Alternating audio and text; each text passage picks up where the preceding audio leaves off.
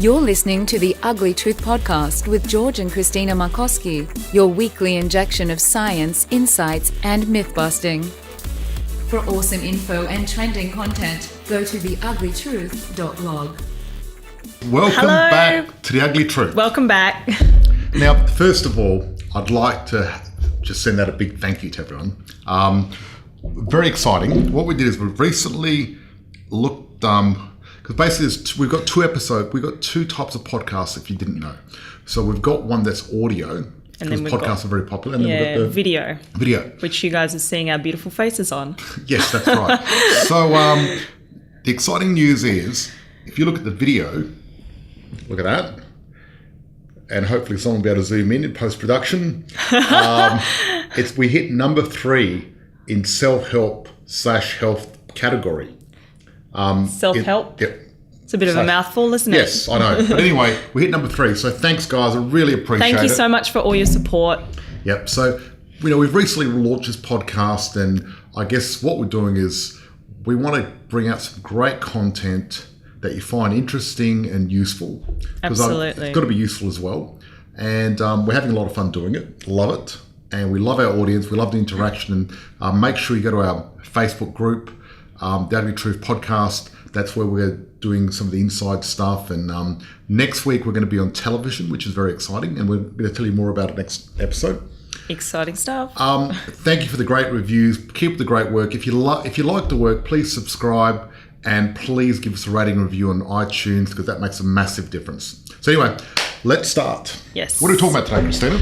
Well, today we're talking about fasting. Yes, and we're going to say, why is breakfast the worst meal of the day? Because you've probably been told breakfast, the most important meal. Don't miss breakfast. I mean, I must say, I remember, when I was younger, my mum would say, look, make sure you eat your breakfast, you know what I mean? And I'd have to rush and do my breakfast, whether it's toast or a bit of cereal or whatever. I didn't normally have time to have bacon and eggs or anything like that, because that takes too long, it's too hard. And a lot of times I wasn't hungry, but I'd sort of get forced to do it, and I'd feel guilty if I didn't do it. So I'd try to make the time to eat breakfast. So this whole time I was thinking breakfast is the most important meal of the day. Yeah, I used to feel the same, absolutely. I used to force feed myself in the mornings, even though I didn't, I'd wake up and not feel like really eating. But because of all this marketing on TV and everything about how important breakfast is, I felt the need to really try and get it in, because I felt like I was missing out and it was going to be really detrimental to my health if I didn't have breakfast every morning. So I would eat as well and force myself to eat. Absolutely. And I guess, it's been drummed into us. Breakfast, most important meal of the day. Yeah. And you know what? I think it's wrong. Well, I call it total BS. Who invented that whole concept? Where does that come from? I don't know, but I think it's interesting. Cereal companies, well, I was Wheat Bix company. It's interesting how there's a lot of marketing to do with breakfast, and breakfast food as a category has grown exponentially, and it's worth a lot of money. And the thing is, you've got to look at, you've got these cheap cereal products, which are cheap compared to bacon, eggs and things like that. Absolutely. And you can put them in this box and market them. And if you could convince people to eat breakfast every morning, eat your product, that's money every day. Oh, you're shifting more products off the shelves. It's a massive industry. It's huge. And you could just imagine, with so much advertising going in, they start when you're young. Because I remember when I was younger, I'd watch cartoons, and all the ads would be about Fruit Loops and Tiger, whatever. And what they also do is they put little toys in the packets as well. They do, exactly. And I must say, when I was a kid, I loved cereal. And the main reason was not because I guess I was hungry or whatever. Maybe I was. It was full of sugar. That's why I loved it. That's why I loved it. No, but the cool part is you'd get these cool little toys, but also that character that was on the breakfast cereal would be so cool, and you'd want to be more like him. The Fruit Loops guy. And the Cocoa Puff monkey. Cocoa Pops. What was that? Just like a chocolate milkshake, but only crunchy, And you think, wow, I can have a milkshake for breakfast. I love it. Right? Oh, and then there was Pokemon cereal that came out. That was awesome. That was after my time. But I guess as a kid, it's easy to get fooled by that sort of stuff. And marketers can get kids indoctrinated to do that, to make sure they have their cereal in the morning. Yeah, yeah. And I know adults and what they do. I know a few friends from Sydney, and they travel quite a bit, and they don't have time to have breakfast, so they actually have this cereal in their car. With milk? And Yes. like pour it in the car? Yeah, and they have it in a cup and sort of just like... Oh, that would not be Right? good for your digestion. Crazy. Now, I don't mind having a coffee in the car, but eating in the car is probably Yeah. not a good idea. So, is breakfast useful, and is it important? Is it the most important meal of the day? Well, it depends, because let's talk a little bit about history, because I love talking about history and things like that. I think I know where you're going with this. You're going back to the paleo days. Like I normally do. Because, look, a lot of answers, I guess, when we talk about a lot of situations, you've got to think about paleo days, because that's most of evolution happened during the paleo days. And because of that, there is a lot of answers there. It's not every answer, but there's quite a bit of insight. So did paleo man have breakfast? That's the question. So paleo man was a hunter-gatherer. Yeah, I'd say 90% of the time, no. That's right. Thank you. Basically, you're right. You're absolutely right. Because basically what happened is you look at hunter-gatherers, they don't have fridges or really good ways of storage, because this happened before traditional... if you look at traditional ways of storing food, they use salt and fermentation and things like that. That was more of an agricultural society that did that. Yeah. But before agriculture, hunter-gatherers, they had no way of storage because they used to move around. They didn't have jars or fermentation. And they just ate the food when they got it, basically. That's right. So this is pre-fermentation. So they didn't get a chance to actually have anything left over unless they killed a big mammoth and they had that for a couple of weeks so they could protect it from other predators. So very rarely. So what would happen? The paleo man would wake up in the morning, and I guess one of the first things he'd think about doing is getting some food. Just eating, yeah. And but then he'd have to go all day hunting and gathering before he could actually get any food. that's right. So what would happen is sometimes they'd get lucky and get food early, sometimes late, sometimes not at all. Yeah. So breakfast, being the first meal of the day, could have been had at 3 o'clock in the afternoon. That's right. So breakfast, as in break fast, that's what breakfast means, is breaking your fast. Yes, I guess it's not... I wouldn't consider it the most important meal of the day. It is the first meal of your day, no matter when you have it, because that's what it is. Exactly. You 'Cause could you're have breaking your fast. dinner could be your breakfast. Yes, could be breaking your fast. Now, paleo man, we didn't evolve to eat as much as what we do now. So most of history has been humans being on the starvation diet, a lot of fasting, but also we've had a calorie deficit throughout our whole human history. Yeah. That's complete calorie deficit. So Our digestion tract, I guess, hasn't evolved to eat more than 1 or 2 meals a day. no, because That's what we're used to. That's what we would have had. We didn't have the opportunity, only some Exactly. lucky times, because you look at humans, one thing about humans that is interesting is we carry a lot of fat compared to our primate cousins, right? You look at an ape, they're like 1 or 2% body fat. Right, Humans are wow. higher. And the reason being is they reckon once we changed and evolved in the savannah, we need an ability to store fat as energy to survive. Where apes, like chimpanzees, they've got fruit and they can just jump from tree to tree. But humans had it a lot harder.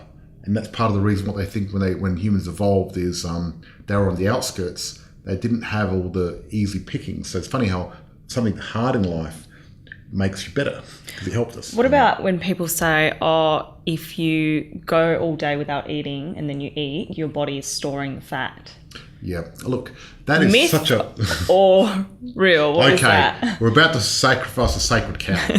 See, people look, calories in, calories out is a very basic way of looking at it. It's not quite true. Right. Because certain things that you eat, it's hard to absorb the calories, and certain things, it's easy to absorb the calories. So it's And not that would depend on your genetics as well, wouldn't it? genetics, but also how you process the food. Yeah. So, for example, if you eat a carrot full of fibre, so it's not as highly glycemic. What I mean by glycemic is how fast your blood sugar goes up. But if you have carrot juice, you're going to digest it really quick. It's going to hit your blood sugar straight away. Right? Yeah, I guess that's like comparing, a chocolate bar to a handful of almonds. That's right. But let's talk about calories in, calories out. Even though it's not perfect, the fact of it is, it has got some sort of basis to how much you're going to store, because the human body has been, through evolution, is optimized to take as many calories out as you can and store as many calories as you can.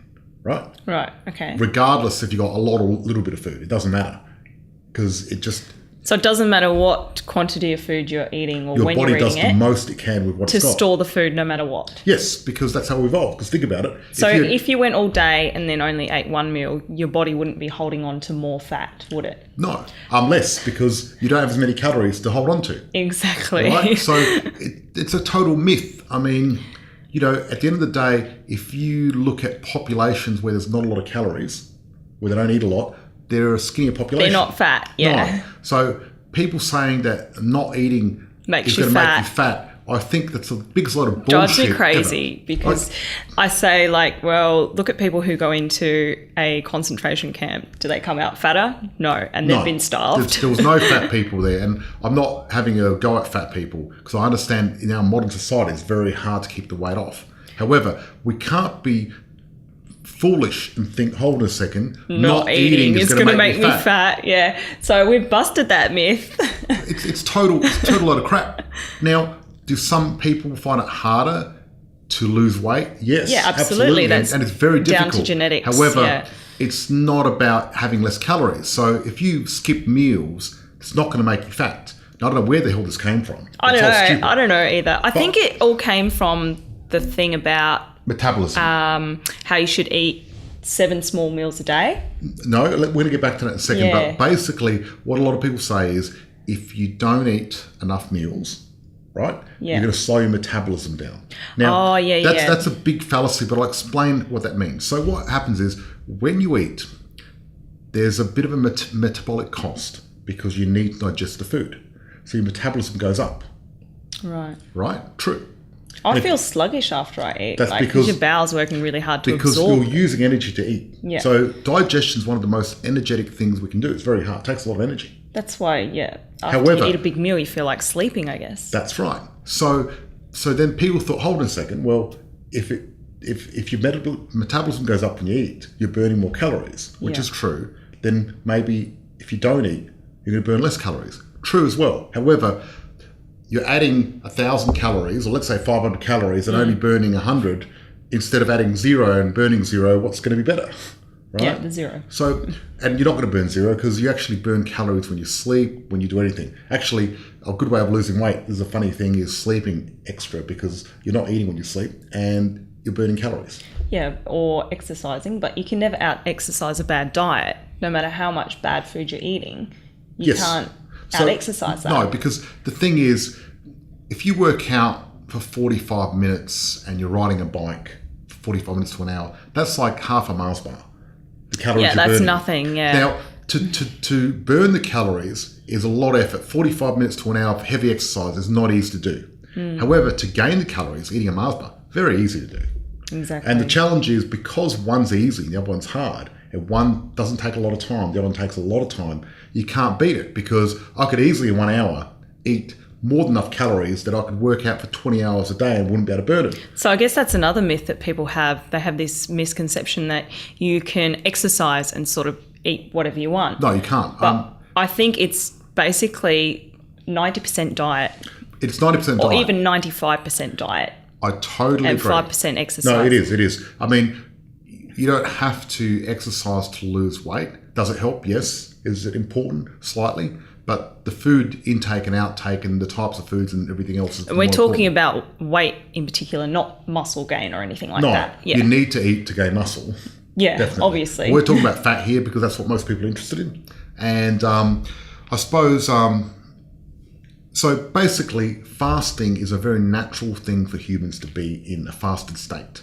And what happens is when you're in a fasted state, there's certain hormones that get produced. So after a certain amount of time, well, let's say once you're fasting for 18 hours or so, what happens is your HGH, your testosterone goes up, your hunger hormone goes up. Don't you go into ketosis as well? Yes. So ketosis is a very interesting thing. Now, ketosis is when you've got ketone bodies in your blood and you're using fat as energy instead of sugar. Because normally we use sugar as energy in our body, and ketosis is a completely different way of doing things. And after you fast for a while, your body starts to produce ketones and can use that to burn as energy. And ketosis is an amazing thing, and I want to go in depth for a whole hour on that. Yeah, we should do another episode on ketosis. But it's got something to do with fasting, true. Because what happens is when you're in ketosis, that actually protects you from muscle wastage when you're fasting, because you don't want to go catabolic and lose your fat. Lose your muscle. I'd say recently there's been a lot of marketing and new things that have come out saying, oh, eat this and it'll get you into ketosis. Eat this protein bar and it'll make you go into ketosis. Yes. And I just look at those and go, oh my God, that is such a lie. Look, I know so many people, and it's worked for some people and all that, but they've got these diet shakes and they're full of sugar. I was looking at the ingredients and they're replacing a real meal with a powdered meal. Now, personally, I think the less processed something is, the better. Yeah. There is a place for processed stuff because, I mean, if you're a bodybuilder, a friend of mine, he was Mr. Australia and he was massive, right? And what he used to do is he needed a lot of protein because when you've got that much muscle on you, it's not natural for your body. So you need to keep feeding the muscle, otherwise it shrinks. Like he could literally shrink overnight. Wow. And at that level of competing, you need to be really careful. So he used to actually have like 7 meals a day. And he also had an alarm at 2 a.m. where he'd wake up, have a meal, then go back to sleep again. I'm picturing like 7 massive steaks now. I'm guessing that's everything lean. What he would have eaten. Mainly chicken breasts. But he used to have a little bit of chicken, bit of rice, bit of this, and just mix it all up. Different macronutrients. Right. And he'd do prep. So he'd cook for the week and have it all in little boxes in the fridge. Yeah. The same meal over and over and over again. And very bland because there's no fat in it. Mm-hmm. No sodium or salt because that bloats you. Right. So they're going for very high protein, bit of carbs, but no fat. Mm-hmm. And that's really, I've tried it myself. And the first few little meals are easy. But once you get to meal 4, you're going to have to... You're going to force feed yourself this dry, proteiny, no fat and all that. And it just can't do it. I did it, but it was difficult. I find fasting so much easier. One, I remember when I was eating 8 meals a day, like my girlfriend at the time, she used to get so frustrated because my alarm would go off and go, quick, we need to find some protein. And no matter what we're doing, I need to find the meal. So having 7 meals a day, that took most of my time. Very time consuming, yeah. Well, that's why bodybuilders are normally broke. Right. Because they're spending all their time and money eating and working out. Mm-hmm. That's it. It's a full-time profession. Absolutely. And I think working out's good, but spending your life eating and working out is probably not good. And having 7 meals is not really that natural because Paleo Man could not get 7 meals a day. Plus, I'd be so tired all day. It doesn't. You sleep more when you work out or when you eat. Yeah, you'd be exhausted. But I guess with these new products that have come out on the market, like those diet shakes and everything, saying, oh, drink this and get into ketosis or eat this and get into ketosis. It's not easy to get into ketosis. And how could eating something help you get there? Okay, yes, it can. If it's got fat. Yes, so basically to get into ketosis, what you can do is you get exogenous ketones. Mm-hmm. Exogenous as in out of the body, you're not producing them.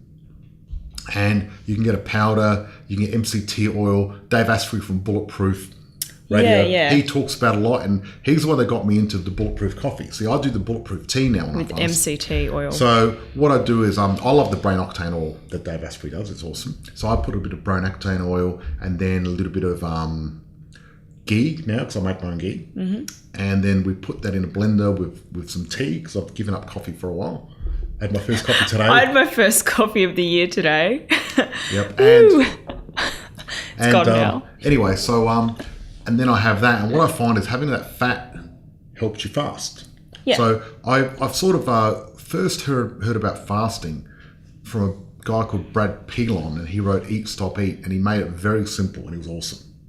This guy's really good at what he does. He loves working out and loves fasting. How long ago did you get onto this? Okay, I got into fasting I've tried it on and off many times. Yeah. But the intermittent fasting, I sort of got into that back in the 2000s. So probably early 2000s? 2005. Okay, yeah. Like that. That's what I heard about Eat, Stop, Eat. And first time around was really difficult. So what he says, and he kept it very simple, and I like the way he does it simple. So he said this. He goes, once a week at 7 o'clock at night, you have your last meal, and then you wait till the next night at 7 o'clock. That's 24 hours of fasting. And because you eat at night, you've got most of your fasting's done while you sleep, which is easy. Yeah, easy. And having a meal at night, I find easier, because some people, what they do is do it 10 in the morning or 7 in the morning. Right. But I'd find that harder, because you wake up, you eat a meal, and then you can't eat all day. Because once I eat, I get hungry after my stomach empties. But if I have a last meal at night, then I'm full, I'm happy, and I'm fine. So during the day, if I don't eat, I'm fine. So what I did is I experimented that for a while, and I'd have, 1 day a week, and I found that really challenging but rewarding. And then I tried 2 days a week. And then I thought to myself, okay, you've got 21 meals in a day, in a week, not a day. Yeah. 21 meals in a week. And I'm thinking, okay, so, because there's been a lot of studies done on the fasting window, the feeding window, yeah. right? So the feeding window is how long in the day that you eat. And what they discovered is people that have got a shorter feeding window have got a lot more health benefits in regards to their blood results and their fat and their energy and the ketones, everything else like that. It's amazing. So well, they'd have lower blood sugar because they're not eating as much. Yes, exactly. So because really at the end of the day, the standard blood sugar that they say is normal is actually pre-diabetic. Here in Australia, we've got a different system to America, so you're going to have to convert this. But usually between 3.9 to 4.2 fasting blood sugar is where you want to be. That's the sort of range. Right. And through intermittent fasting, I got there because I'm predisposed to type 2 diabetes. My mother had it. Right. And I found my blood sugar was always high, slightly, even though I was eating paleo and high protein. And I found that intermittent fasting, after doing it for a long time, I'm talking a year or two, to get my blood sugar right down to the optimal levels. And I really believe that spikes in your insulin and having lots of blood sugar is one of the worst, most damaging things you can ever do. Yeah, well, it makes you age faster as well. Totally, it's really bad. So a good way to reduce days by intermittent fasting. So I guess what we've done, for the intermittent fasting is out of those 21 meals, we've cut out most of the breakfast. So there goes 6 meals out of it. And then we've cut out most of the lunches. Yeah. So we've come down to probably on average 1 or 2 meals a day. Would you agree? Yeah, absolutely. Yeah. So I like having a cheat day. And for me, a cheat day is having a breakfast or a lunch. I can't have 3 meals a day. I just haven't done that for a long time. Yeah. Couldn't do it. It'd be very difficult to do. But so what I find is 1 meal's fine. And sometimes I find I'm happy to have 2. Like on the weekend, I love to go out for a beautiful, big, late breakfast. I personally feel like if I've had a big workout, I need to eat after that. So if I have a workout in the middle of the day, I'll have to eat and have lunch and then have dinner that day, because obviously my body needs that fuel to feed my muscles. But I guess fasting is a relatively new concept and quite a scary concept to most people these days. I guess it's a new reinvented concept. I mean, you look at fasting. Fasting was very popular for a long time throughout human history. Especially in the Bible. Well, you look Didn't Jesus fast for 30 days? 40 days. Oh, 40 days. That's how much I know the Bible. Okay, so a lot of Christians did have fasting days. And for a lot of religious reasons, you look at the Muslims, they've got Ramadan, which is really good for them. They actually do intermittent fasting during Ramadan. Isn't that amazing? Naturally. Buddhists fast, so Gandhi used to do a lot of fasting. He went on a hunger strike and helped liberate all of India by doing it, which is amazing. So fasting has been a big thing in human culture for a long time.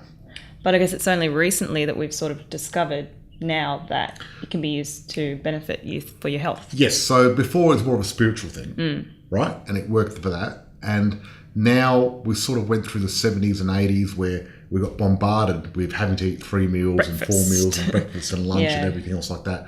So the mass-produced food has really bombarded us with wanting to eat. And the thing is, we've always got images in front of us. Eat this, eat that, go past McDonald's. So it's very easy to sort of get into that craving, right? So it's only recently people discovered that fasting's really good for you. They did a rat study on some rats, and I know rats and humans are different, but it gives us a bit of indication. And they calorie restricted some mice, and they live 40% longer. Wow, and that's massive. The one thing, if you look at centenarians, people that live over 100 years, and we've got we've got more and more coming up, which is interesting, which is exciting. Yeah, we're living longer these days. But also, they looked at all these centenarians, and they're all very different. right? So, and what I mean by different is they've got different diet. You had the oldest lady in the world, and now she had a high-fat diet in France, and she also liked to drink and smoke. Right. And I think she gave up smoking like at 100 years old, right? But she lived to 123. Wow. And when you put them all together, there's only one thing they've got in common. Calorie restriction. That's right. They restrict their calories. They don't have a lot of calories. So I'd say it's safe to say that calorie restriction probably has a lot of benefits into longevity. But not only that, it does change a lot of blood markers and make you healthy in a lot of different ways. And a lot of modern disease and modern problems are exactly that, modern disease and problems. People didn't have a problem with diabetes 100 years ago. Well, they didn't have enough food to eat back then. Yeah, see, let's go back to the history. Humans have had a deficit of food for their whole entire history. And every village was just one step away from a complete famine and just dying. Interesting, for example... Especially India, it's only recently gone from one extreme to the other. They used to all die of starvation. Now they're one of the most obese countries in the world. They've got the biggest amount of diabetes too in the world, right? Wow, which is great. That's shocking. It's not great, but that's and crazy. They were starving only a few years ago. It seems like that's right. And the thing is, what's happened is you look at Europeans. I guess they sort of had the energy surplus first, and if you look at they had the most resources. Yes, they had the most resources. So what's happened is they've sort of evolved and learnt to live with this modern diet a bit better. I don't know if it's culturally or physically. They've been exposed to it longer. Yes, but culturally. So, you know what I mean? However, what's happening now is when you expose new cultures to fast food and things like that, it's hitting them stronger. And they think maybe it's part of the genes. Right. Because they've did these studies on these Mexicans and ones that live in America and the others live in Mexico. And the ones in America are all overweight and the ones in Mexico are all fine. And the only difference is they've moved country and different food. Right, yeah. Right? Which is interesting. Well, the ones in Mexico would be eating less processed, more farmed sort of. Of course, yeah. And they don't have the resource to eat as much, exactly. So, only till recently, you look at what happened in Ireland, there was 1 million people dying from the potato famine. Estonia, 1/5 of the population of the 1600s died from famine. Famines were all over the world all the time. And there still are some famines, but most of them are due to war now.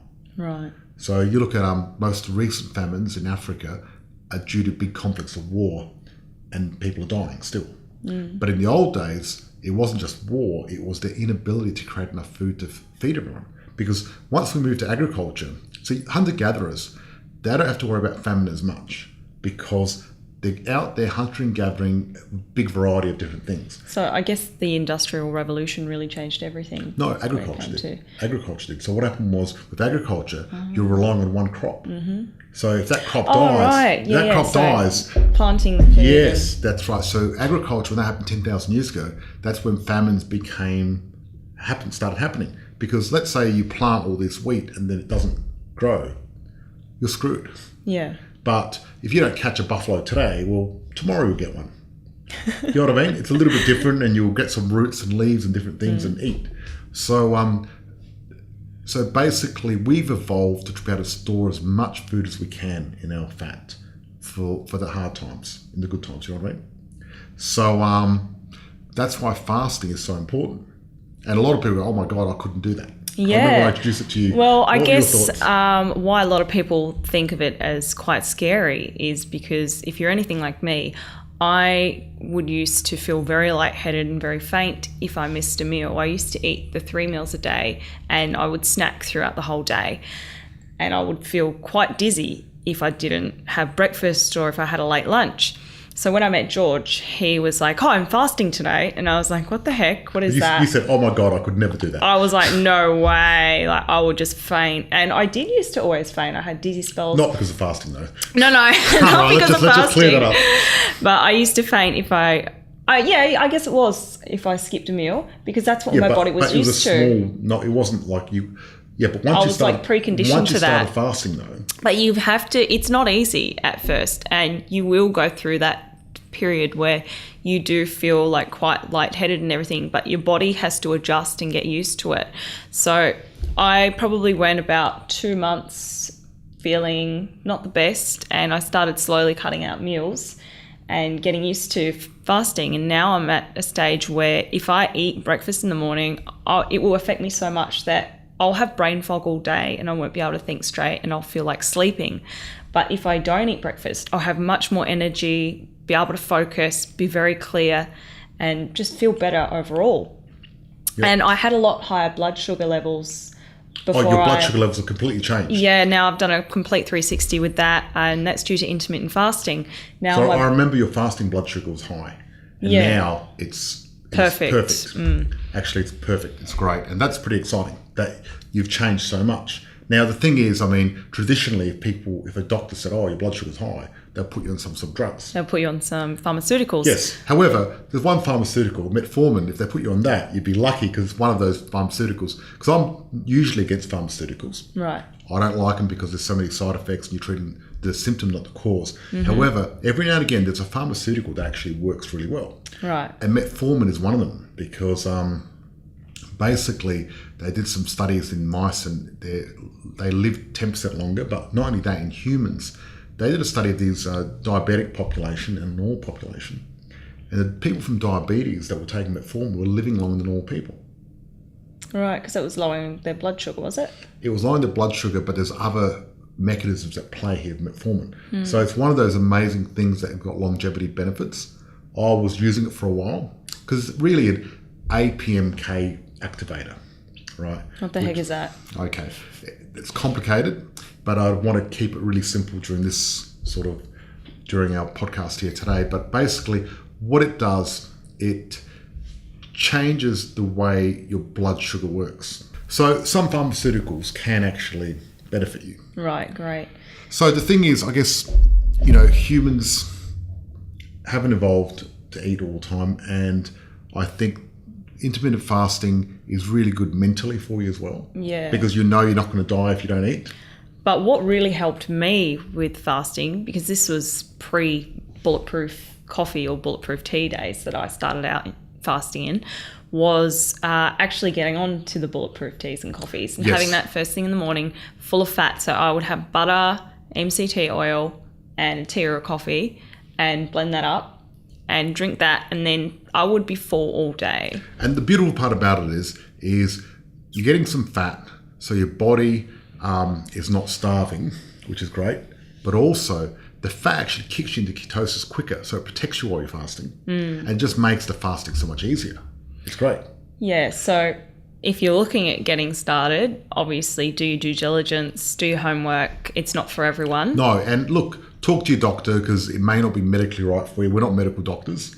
We're just podcasters. Absolutely. So, it's not the right fit for everyone, but it is hard when you first start. Like, I felt quite faint all the time, but you will get over that. The best thing to do to start with is the simple fact of trying fasting once a week. Once a week, that's all. So what you'd probably do is just miss out on breakfast and lunch for one day a week. I think most people do that naturally anyway. Some people do anyway, and do that and try it out and get used to it, and then you can increase to 2 days or 3 days or whatever you feel comfortable.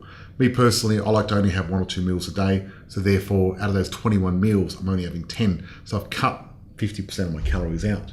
Now that's a lot, but I like it. I think it's great, and there's a lot of successful people that are actually doing this now, and it's growing, and I can understand why. It makes a lot of sense. You save a lot of time and money, but not only that, your brain actually works better. Yeah, well, you're not focusing on eating and when's lunch going to be or when's this next meal going to be and looking forward to that, because you can just focus on your goals for the day and actually do those with clarity. Exactly. But the other thing is your brain can use ketones to think, which is great.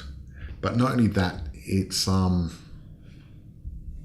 basically when you're fasting, I've lost this point completely.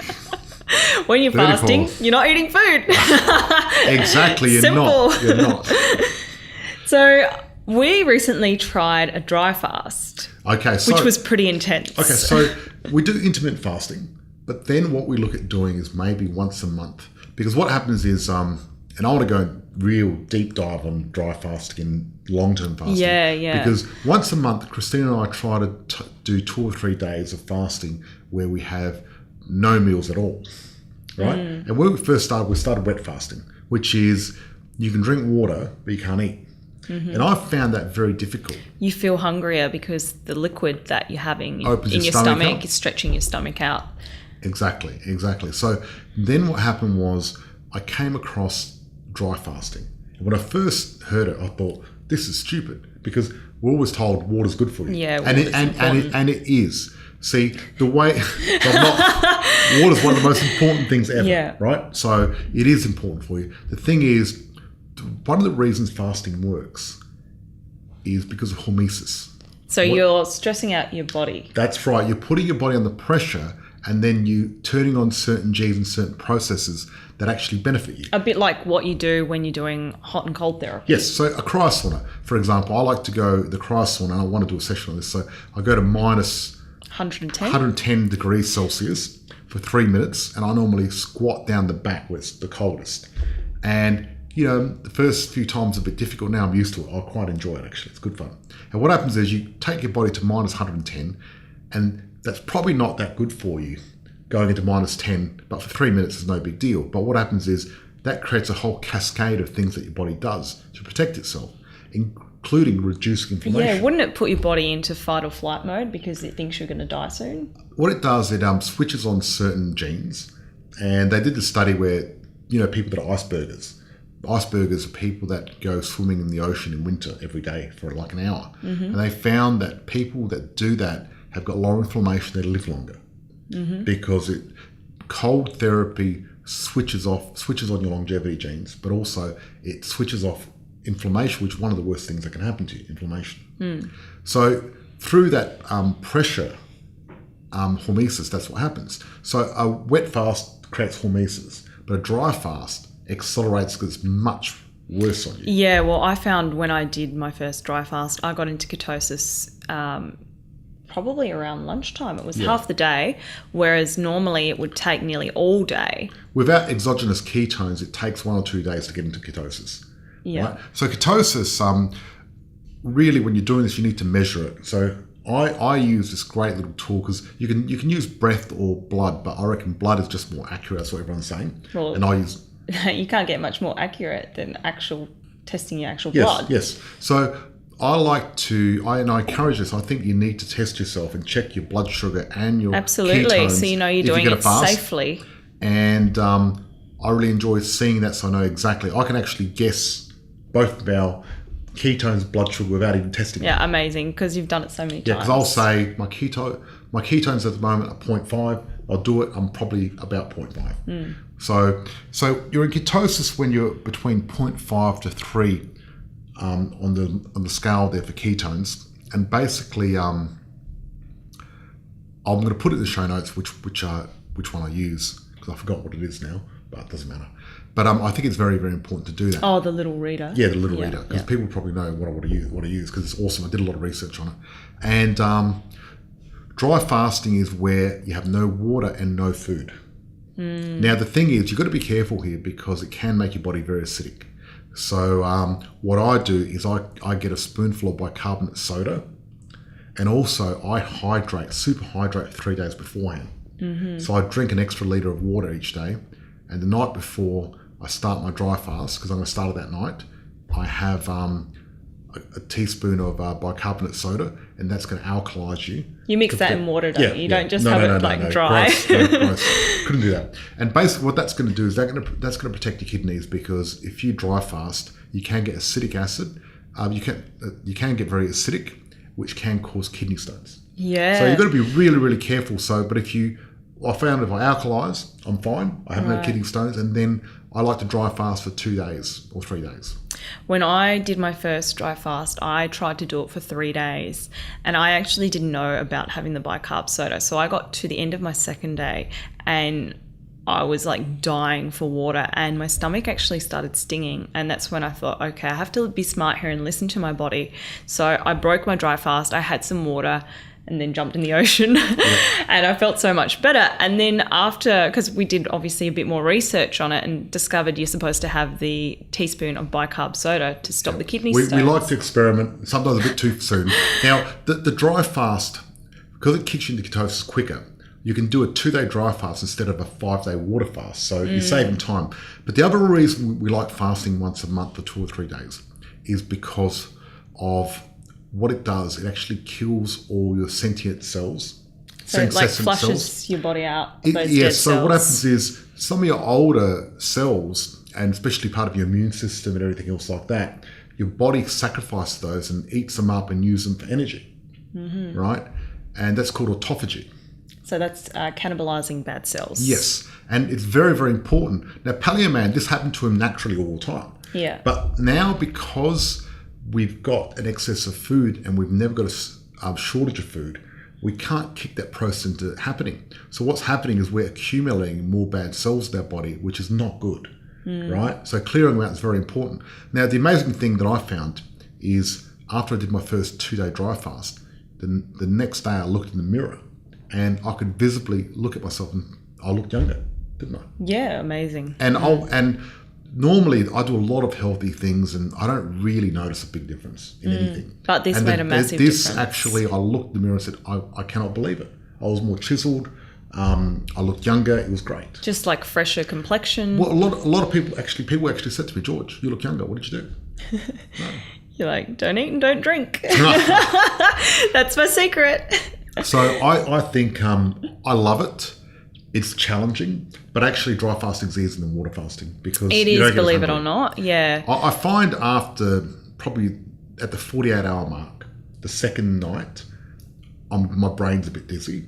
I find it difficult that last 24 hours, because if we're looking at 24, 48, 72 hours, but it's so worth it. Your body would be obviously more stressed out on the second day. Totally. But I really, because my ketones went right up too, you know what I mean? I went up to a 3. But not only that, I found that after I did the dry fast for 2 days, I stayed in ketosis for probably up to a month afterwards, a lot easier after each meal. You know what? That's one amazing thing that we found, because I really was very frustrated because I was finding it very hard. Because it's very hard to get into ketosis. And the dry fast kicks you in, and this is just anecdotal evidence, but kept us there for about a month longer. And so that's why I want to do it every month, to keep us in ketosis longer, because ketosis does a lot of amazing things. It does protect you of a lot of things. So I think it's great.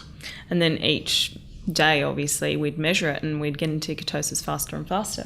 Yep, and stronger ketosis too. So I think your body, once you used to go to ketosis, your body's easier.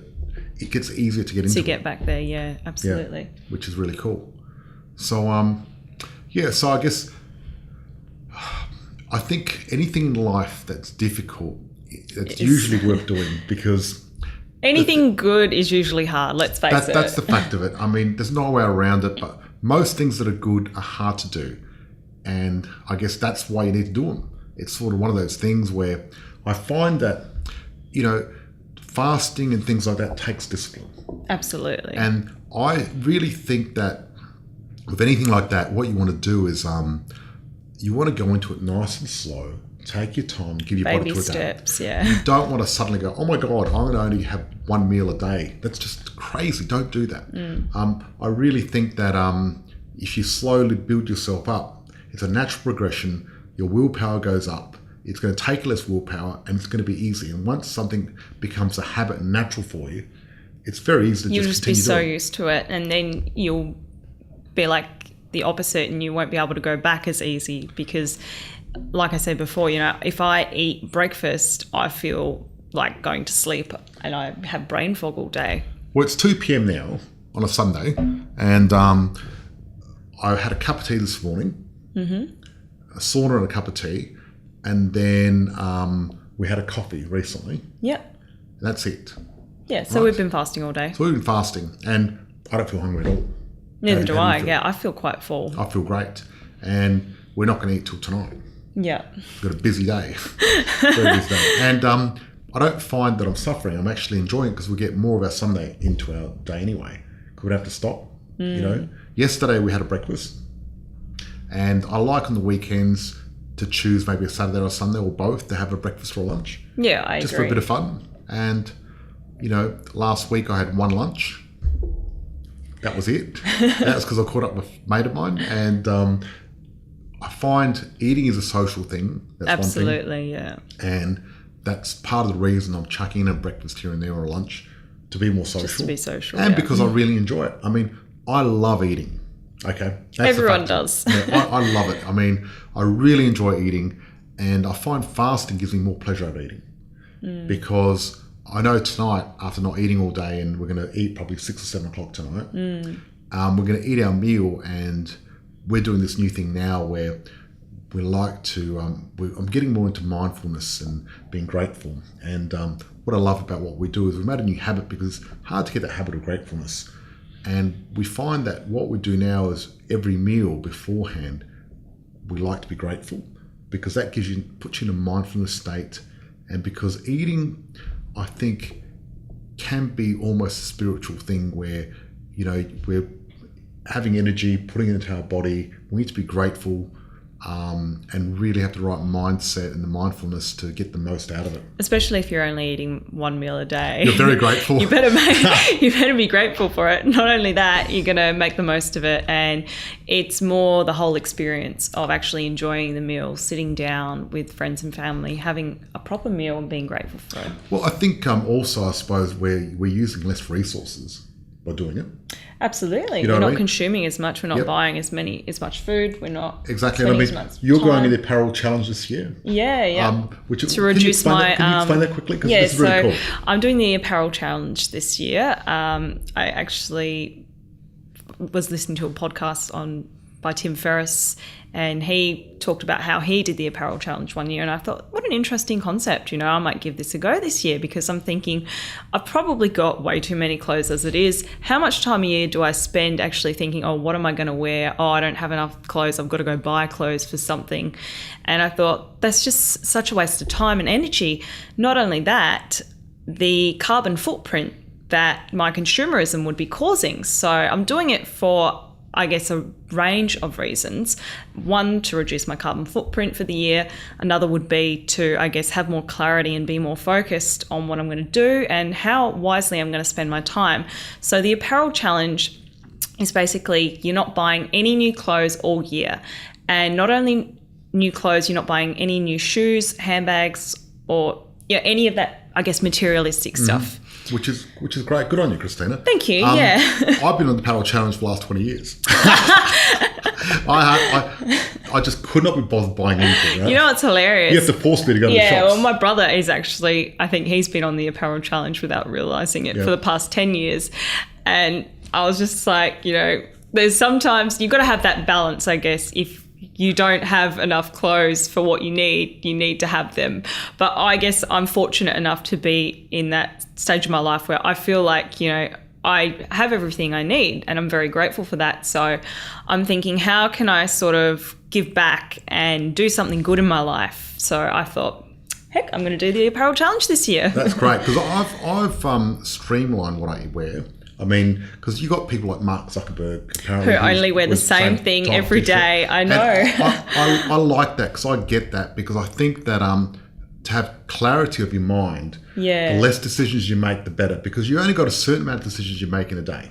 See, I love that idea, but I just don't think I could get away with it. Yeah, no. But what I've done is I bought all the same socks, all the same underwear, so I don't have to think about socks, underwear, because they're all identical. Because that saves me a lot of time, because imagine trying to match socks.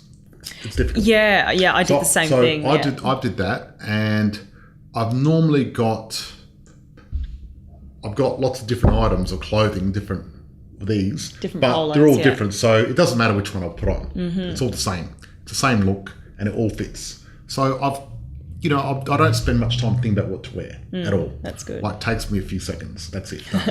and if I get it wrong, you tell me anyway, so it doesn't matter. Yeah, I'll let you know. Which is great. So I think part of, I guess, what we're doing is simplifying our lives.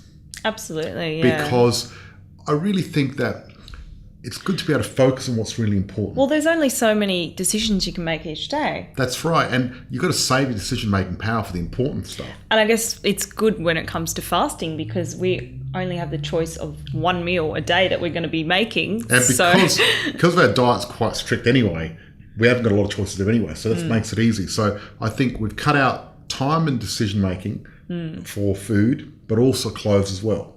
And that just saves you a lot of time because the amount of people that wonder what to wear and put it on and take it off and whatever, or food, what to eat or whatever. And I want to try to just simplify my life so I can really focus on the important things. Yeah, absolutely. Yeah. And put that energy into what's going to get you more reward at the end of the day. That's right. And the thing is, I suppose, what's happened is advertising and big corporates, what they've done is they keep throwing messages at us.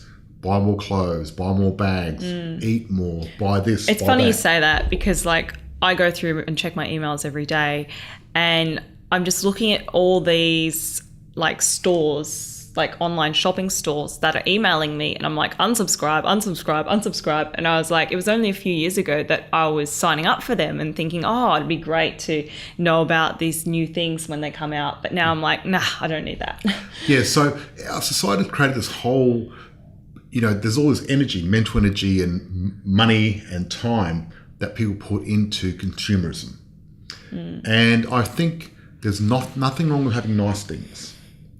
However, we need to know why. Why are we doing it? What's the benefit? Is it for comfort or is it for ego? Yeah, exactly. And I think once you develop yourself to a certain amount, the ego doesn't matter. Is it, a necessity, like a car that's going to get you around, or are you getting 2 or 3 cars just so that you can show off? Exactly. And really, how are we benefiting society or ourselves or people around us by buying more stuff?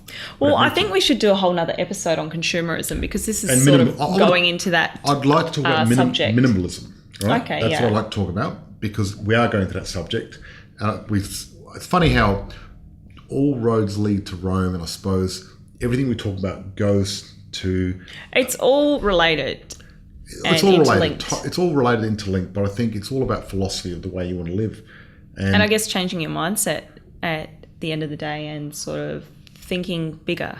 Well, I think people are taking more control of their thoughts and their lives, and we don't have to listen to commercials. We haven't had a TV for about 3 years now. I know, I was going to say that. Right? Yeah. And, it's great, isn't it? Because what I've done is we have got a TV screen, a big one, 4K one. However, there's no antenna. So I can't turn it on and watch TV. If I want to watch something, I need to consciously find it and make sure that I want to watch it and put it on. So a lot more effort involved. Well, but that way it's mindful because... A lot more steps. Yeah, because the thing is, I know a lot of people, when they watch, they come home, they press the remote control, TV's on non-stop till they go to sleep.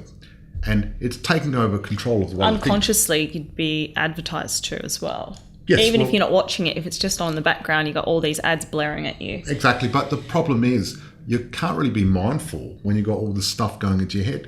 To be mindful, you need a little bit of peace and quiet and time to think, and you need to let your brain think and things like that. But we're going way off topic here. So let's bring it back because all these topics we can talk about another time. So let's finish off fasting, and we're going to use this for our next episode. Or one of them, not this one. So fasting... Yes, fasting. Is it good for your health or bad for your health? Look, there's innumerable studies, right? That say it's good. And they're studying fasting more and more. And what they're finding is there's so many benefits of fasting. It's fantastic. Now, fasting too long is not good either because hormesis is creating a stress on the body that gives you a good outcome